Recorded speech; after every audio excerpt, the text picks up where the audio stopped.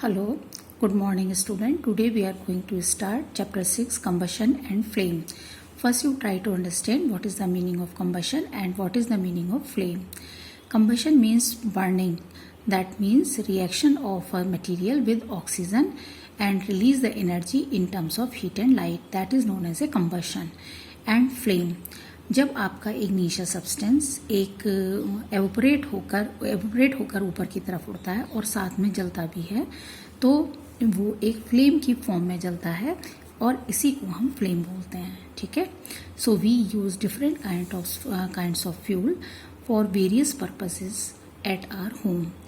Basically हमारे जो fuel होते हैं वो फिजिकल कंडीशन के बेसिस पे फिजिकल स्टेट के बेसिस पे 3 कैटेगरी में डिवाइड किए जाते हैं: solid, liquid and gas. Solid का एग्जांपल है wood, charcoal, coal and cow dung cake etcetera.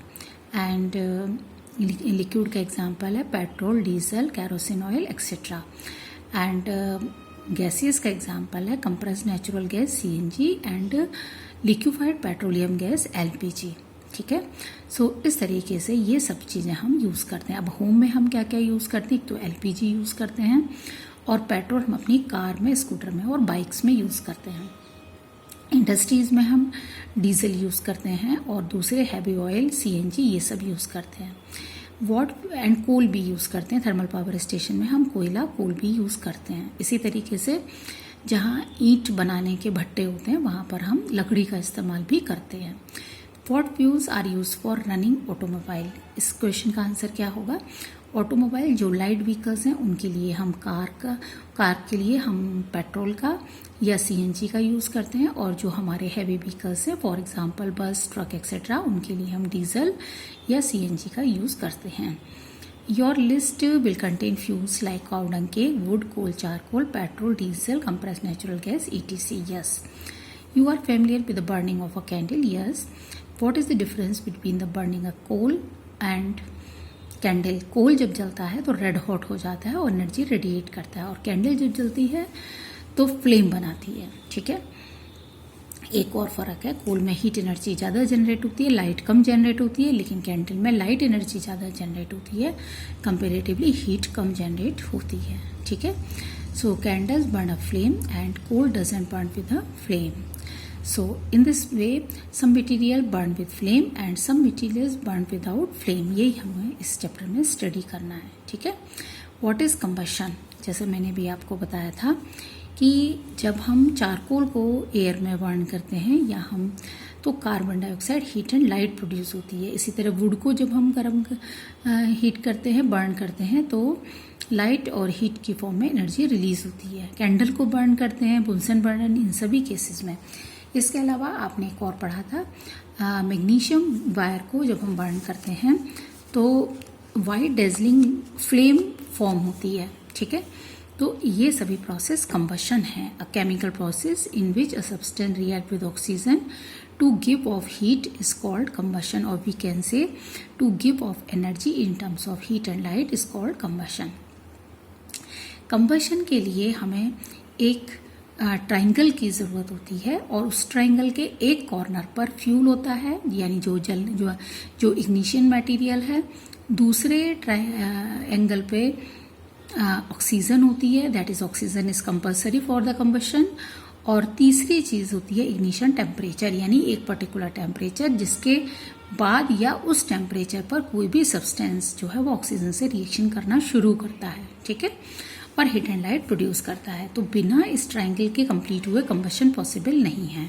तो combustion is a triangular process. अगर इसमें से आप किसी भी एक पॉइंट को हटा देंगे यानी इग्निशन टेम्परेचर हटा देंगे या आपने ऑक्सीजन हटा दी तो कंबशन नहीं होगा. तो फायर को जो हम एक्सटिंग्विश करते हैं तो हम यही कोशिश करते हैं कि हम इस ट्राइंगल के मैक्सिमम एंगल्स को हटा दें. तो वहाँ पर फ्यूल को हटाना पॉसिबल नहीं है. सपोज किसी बिल्डिंग में आग लगी है तो फ्यूल को हटाना पॉसिबल नहीं है, लेकिन हम ऑक्सीजन की सप्लाई कट ऑफ कर सकते हैं और हम इग्निशन टेम्परेचर को डाउन कर सकते हैं.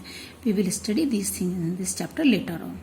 और जो चीज़ कंबसिबल होती है यानी कि जिसमें आग लग जाती है उसको हम फ्यूल कहते हैं. ठीक है। तो फ्यूल हमारे as we already study 3 types के होते हैं on the basis of physical state. These are solid, liquid और गैस। समटाइम लाइट निकलेगी और नहीं भी निकलेगी, और हीट जो है निकलना कंपलसरी है, ठीक। We were told that food, हाँ यस, ये भी बहुत इंपॉर्टेंट है। हमारी बॉडी का जो इंजन है, इसको चलाने के लिए भी हमें फ्यूल की ज़रूरत होती है। बिना फ्यूल के कोई भी चीज़ रन नहीं कर सकती। तो इसको चलाने के लिए हम खाना खाते हैं, तो फूड जो है वो हमारी बॉडी में क्या है, फ्यूल है। इसको बहुत अच्छे से समझिए। आपकी बॉडी में जाने के बाद फूड के छोटे छोटे टुकड़े हो जाते हैं and it is absorb by the blood and with the help of blood it reaches to each and every cell.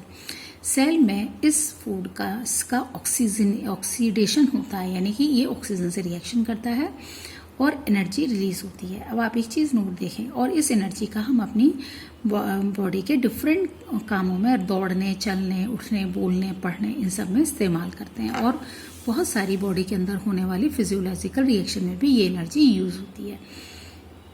अब आपने देखा होगा कि कार में अगर आप पेट्रोल डालेंगे तो पेट्रोल कंटिन्यूसली इंजन में पहुंचना चाहिए, तब कार चलेगी। लेकिन आपके साथ ऐसा नहीं होता।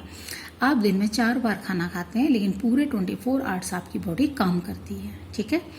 तो इस क्या रीज़न है? क्योंकि आपकी बॉडी एनर्जी को स्टोर करना जानती है, जबकि beyond the living creatures we have no method to conserve the energy को स्टोर, टू कंजर्व नहीं, टू स्टोर द एनर्जी को स्टोर करने का कोई तरीका हमें नहीं मालूम, लेकिन हमारी बॉडी को मालूम है। तो खाने से ऑक्सीजन से रिएक्शन के बाद सेल्स में जो एनर्जी रिलीज होती है, वो एनर्जी ATP, एडेनोसिन ट्राइफॉस्फेट की फॉर्म में बॉडी में स्टोर हो जाती है। और जहाँ भी एनर्जी की ज़रूरत होती है वहाँ ये ATP पहुँच जाते हैं, खुद ब्रेक हो जाते हैं ADP या AMP में, और एनर्जी को रिलीज कर देते हैं, ठीक है। तो केमिकल बॉन्डिंग, केमिकल एनर्जी की फॉर्म में ये एनर्जी स्टोर हो जाती है। ये बहुत ही इंपॉर्टेंट पॉइंट है नोट करने का कि आपकी बॉडी में फूड जो है वो बिल्कुल उसी तरह काम करता है जैसे पेट्रोल जो है वो इंजन में, यानी कि ये हमारी बॉडी के लिए फ्यूल है। Rightly so in our body food is broken down by the reaction with oxygen and heat is produce, और ये एनर्जी हम यूज़ करते हैं। कलेक्ट सम मटेरियल, जैसे स्ट्रॉ है, मैच स्टिक है, केरोसिन ऑयल, ये सब आपको कलेक्ट करने हैं और आपको देखना है कि ये कंबस्टिबल हैं या नॉन कंबस्टिबल है, and accordingly fill this table. Wood, you know is combustible, paper combustible, iron is non-combustible, kerosene oil combustible, stone pieces non-combustible, straw combustible, charcoal combustible, matchstick combustible, and glass is not combustible.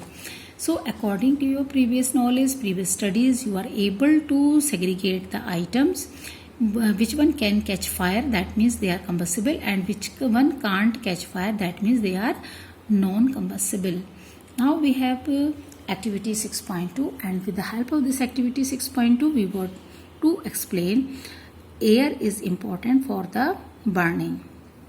अब इसमें figure A में हमने क्या किया है, इस तरीके से अरेंज किया है कि कैंडल को नीचे से और ऊपर से दोनों से एयर मिल जाए। नीचे से एयर मिले इसके लिए हमने क्या किया, उसको 2 वुडन ब्लॉक पे रखा हुआ है और ऊपर से वो खाली है। बी के केस में हमने इस तरीके से किया है इसको कि इसको 50% सप्लाई एयर की मिलेगी, यानी नीचे से नहीं मिलेगी, केवल ऊपर से मिलेगी। और सी में हमने क्या किया है कि इसको दोनों साइड से कवर कर दिया, इसलिए कोई भी एयर सप्लाई इसको नहीं मिलेगी। जब आप इसको इस तरह अरेंज करते हैं और कैंडल ऑन कर देते हैं तो आपको ऑब्जर्वेशन में क्या मिलेगा, ए में ऑब्जर्वेशन मिलेगा without any obstacle candle burning continuously, लगातार जलती रहती है। बी के केस में वो थोड़ी देर जलती है, फ्लेम थोड़ा सा फ्लैकरिंग करती है और उसके बाद बुझ जाती है क्योंकि उसको और स्मोक प्रोड्यूस करती है क्योंकि उसको प्रॉपर ऑक्सीजन नहीं मिली। सी के केस में आपने ऊपर से और नीचे से दोनों तरफ से पूरी तरह एयर टाइट कर दिया तो यहाँ इमीडिएटली कैंडल पुट ऑफ हो जाती है, बुझ जाती है। तो ये एक्टिविटी हमें ये शो करती है कि बर्निंग के लिए ऑक्सीजन कंपलसरी है, राइट। Thank you.